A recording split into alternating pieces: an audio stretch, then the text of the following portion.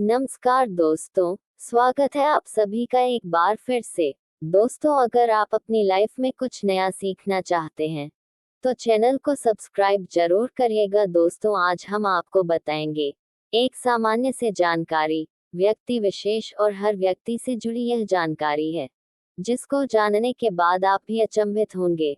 अगर आप अपने जीवन में धन हानि का सामना कर रहे हैं, परिवार में कलह का सामना कर रहे हैं, तो उसका छोटा सा कारण है आपके नहाने की आदत। दोस्तों, इस बारे में हम बताएंगे कि नहाने के तुरंत बाद व्यक्ति को भूलकर भी इन कामों को नहीं करना चाहिए, अन्यथा उनके घर में कंगाली, बर्बादी देखने को मिलती है। दोस्तों, इसका सीधा सीधा कारण होता है हम स्वयं कुछ ऐसी गलतियां करते हैं जिनकी वजह से हमें परेशानी देखने को मिलती है। आगे बढ़ने से पहले आपसे रिक्वेस्ट करते हैं कि वीडियो को लाइक जरूर करिएगा, दोस्तों को शेयर कर दीजिएगा, और अगर आपने अभी तक चैनल को सब्सक्राइब नहीं किया है तो चैनल को सब्सक्राइब करके जरूर रखिएगा। दोस्तों, नहाना हर इंसान के लिए बहुत ही जरूरी होता है और हिंदू धर्म में जो ब्रह्म मुहूर्त में स्नान करता है उसको बहुत ही बड़ा पुण्य का भागी माना जाता है। नहाना व्यक्ति के लिए जरूरी होता है। अमूमन यह होता है कि व्यक्ति नहाने के लिए बाथरूम में पानी की बाल्टी भरता है और उससे वह व्यक्ति स्नान करता है। यह तो बहुत ही अच्छी आदत है, लेकिन कई लोग क्या करते हैं कि नहाने के बाद बाल्टी और जो नहाने की सामग्री है उसको एकाएक ऐसे ही छोड़ देते हैं। बाल्टी में आधा जल भरकर ऐसे ही रख देते हैं। यह बहुत ही बुरी आदत है।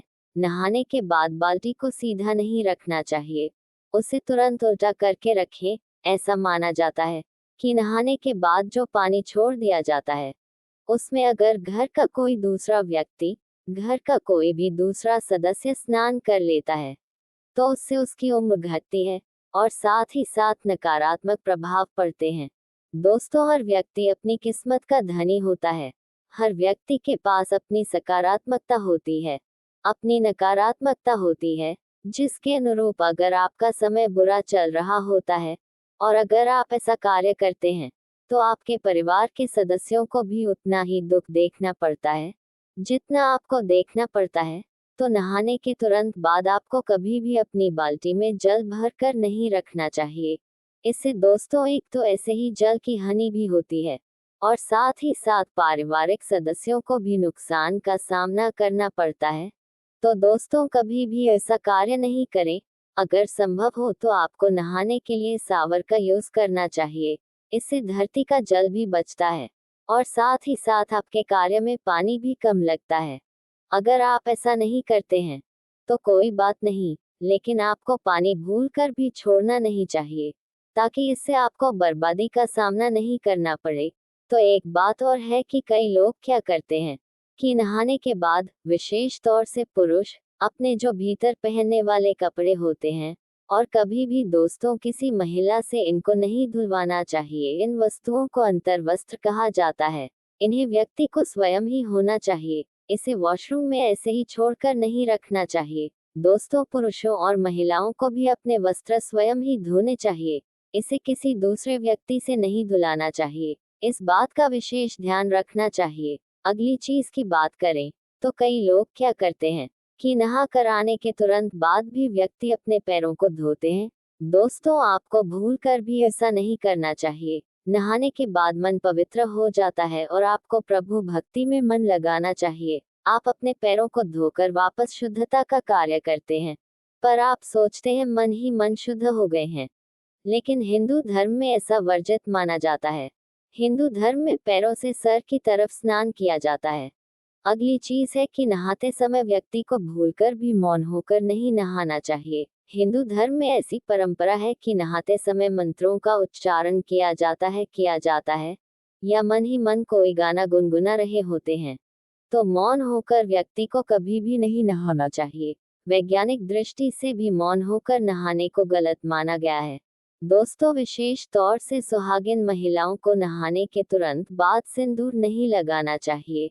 ऐसा माना जाता है कि अगर कोई महिला ऐसा करती है तो इससे उसके पति की आयु कम होती है। सिंदूर तो नहाने के बाद ही लगाया जाता है, लेकिन जब आप नहाकर आए तब आपको यह ध्यान रखना है क्योंकि जब आपने आकर आते हैं तब आपके एक बाल गीले होते हैं और उस समय ऐसा करने से सिंदूर का अपमान माना जाता है, इसलिए नहाने के तुरंत बाद आपको ऐसा नहीं करना चाहिए। आपको सिंदूर नहीं लगाना चाहिए। और इसके साथ ही अगर आपको ऐसा लगता है कि ऐसा करने से आपके ऊपर नकारात्मक प्रभाव, नकारात्मक विचार आते हैं, तो आपको इसे लगाने से बचना चाहिए। हाँ, नहाने के कुछ समय बाद आप ऐसा कर सकते हैं, आप सिंदूर लगा सकते हैं। दोस्तों, इसी तरह नहाने के तुरंत बाद आपको कभी भी नुकीली चीज जैसे कि नेल कटर हो, सेविंग हो, इन चीजों का इस्तेमाल नहीं करना चाहिए, क्योंकि इन चीजों का इस्तेमाल नहाने के पहले किया जाता है। अगर नहाने के बाद आप यह चीजें करते हैं तो नहाने का पूर्ण फल आपको प्राप्त नहीं होता है। लोग क्या करते हैं कि नहाने के तुरंत बाद अग्नि को स्पर्श कर लेते हैं। नहाने के तुरंत बाद भूखे पेट कभी भी ऐसा नहीं किया जाता है। तो दोस्तों, महिलाएं और पुरुष चाहे कोई भी हो, नहाने के तुरंत बाद आपको भूखा नहीं रहना चाहिए। गांव में जो रहते हैं वह इस बात को बखूबी जानते हैं। तो आपको क्या करना है, कुछ खाना या फ्रूट खा सकते हैं।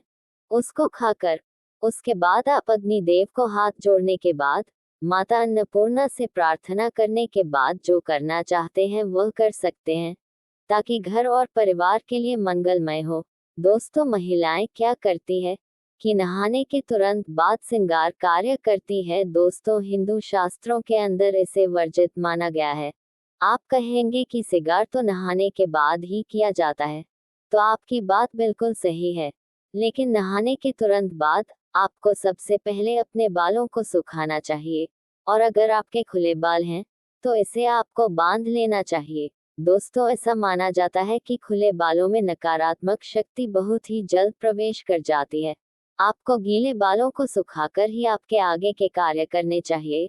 अगर आपके बाल गीले हैं तब आपको कभी भी श्रृंगार कार्य नहीं करना चाहिए, ताकि आपको उसका पुण्य प्राप्त हो, न कि आपको उसका नुकसान देखने को मिले। कई लोग क्या करते हैं कि नदी स्नान करते हैं, तो आपको यह जरूर ध्यान रखना चाहिए कि जब भी आप नदी स्नान करें तब नदी का स्नान करने से पहले सबसे पहले आपको अपने हाथों से, आप जब नदी के अंदर प्रवेश करें तब आपको नदी माता को प्रणाम करना चाहिए। और जब आपका स्नान पूरा हो जाए तब आपको ध्यान रखना चाहिए कि जल की कुछ बूंदें आपको भगवान शिव को अर्पित करनी चाहिए। अगर आप ऐसा नहीं करते हैं तो आपको नदी स्नान का पुण्य नहीं होता है। शास्त्रों में भी ऐसा विदित है कि अगर आप नदी स्नान करने जा रहे हैं तो सबसे पहले आपको नदी माता को प्रणाम करना चाहिए। इसी तरह एक साथ अधिक व्यक्तियों का नहाना वर्जित माना गया है। जी हाँ दोस्तों, नदी स्थल पर एक से ज्यादा स्नान करना अशुभ माना जाता है और आपको सौभाग्य की प्राप्ति होती है। लेकिन अगर आप अपने घर में ही स्नान करते हैं, तो अगर आप वयस्क हैं तो दो वयस्क व्यक्तियों को कभी भी साथ स्नान नहीं करना चाहिए, और विशेष तौर से महिलाओं को यह ध्यान रखना चाहिए। ऐसा माना जाता है कि इससे उनके स्वास्थ्य पर बहुत ही बुरा असर पड़ता है, और साथ ही साथ ऐसा भी देखा गया है कि इससे उनके जीवन में कई तरह के नकारात्मक प्रभाव देखने को मिलते हैं। इसी तरह नहाते समय व्यक्ति को अपना मुख कभी भी दक्षिण दिशा की तरफ नहीं रखना चाहिए। दक्षिण की तरफ मुख करके कोई भी व्यक्ति स्नान करता है तो ध्यान रखें, यह दिशा पितरों की दिशा मानी जाती है। एक बार ऐसा हुआ तो कोई बात नहीं, लेकिन अगर आप ऐसी गलती बार बार कर रहे हैं, लगातार आप ऐसा कर रहे हैं, तो आपके ऊपर पितृदोष हावी हो जाते हैं, तो आपको इससे बचना चाहिए। इसी तरह माना जाता है कि सूर्यास्त के बाद कभी भी स्नान नहीं करना चाहिए, विशेष तौर पर जब सूर्यास्त हो रहा है। उस समय उसके बाद आप गर्मी की थकान में रहते हैं और कई व्यक्ति स्नान करते हैं। अच्छी आदत है, लेकिन आपको सूर्यास्त के समय, जिसको गोधूली बेला कहा जाता है, उस समय विशेष तौर से आपको स्नान करने से बचना चाहिए, अन्यथा आपको कई प्रकार की हानि का सामना करना पड़ता है। जो छोटे बच्चे होते हैं, छोटे बच्चों को नहाने के तुरंत बाद आपको काला टीका लगाना भूल नहीं चाहिए। ऐसा माना जाता है कि छोटे बच्चे देवात्मा होते हैं, जिसकी वजह से नकारात्मक शक्तियां उन पर बहुत जल्द हावी हो जाती है। तो आपको भूल कर भी उन्हें नहाने के बाद कोरा नहीं रखना चाहिए, तुरंत बाद काला टीका लगा लेना चाहिए। ताकि उनको कभी भी बुरी शक्तियों का सामना नहीं करना पड़े और बुरी शक्तियां कभी भी उनके पास नहीं आ पाए। उम्मीद है आपको यह जानकारी पसंद आई होगी। आज के लिए बस इतना ही। दोस्तों, अगर आपको यह वीडियो पसंद आया है तो वीडियो को लाइक करिएगा, दोस्तों को शेयर जरूर करिएगा और चैनल को सब्सक्राइब करके बेल आइकन जरूर दबाएगा ताकि आगे आने वाला नॉलेजेबल वीडियो आपको सबसे पहले मिले। दोस्तों, मिलते हैं अगले वीडियो में। तब तक के लिए good bye and thanks for watching my video. जय श्री राम।